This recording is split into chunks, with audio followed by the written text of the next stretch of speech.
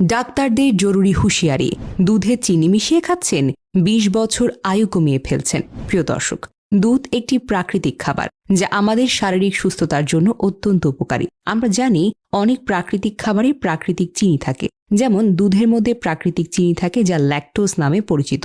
দুধে এর আগেই চিনি থাকে, তাই অতিরিক্ত চিনি মিশানো একেবারেই উচিত নয়। যদি দুধে অতিরিক্ত চিনি মেশানো হয় তবে এটি দুধের প্রাকৃতিক গুণাগুণ নষ্ট করে ফেলে। এতে দুধের স্বাস্থ্য উপকারিতা অনেকটাই কমে যায়। বিশেষত বাচ্চাদের ক্ষেত্রে যারা দুধে চিনি মিশিয়ে খায় তাদের দাঁতে ক্যারিজ হতে পারে। শুধু তাই নয়, চিনি মেশানো দুধ খাওয়ার ফলে তাদের স্বাস্থ্য গ্রহণের ক্ষমতা নষ্ট হয়ে যেতে পারে এবং গ্যাস্ট্রাইটিস বা পেটের সমস্যা বৃদ্ধি পেতে পারে।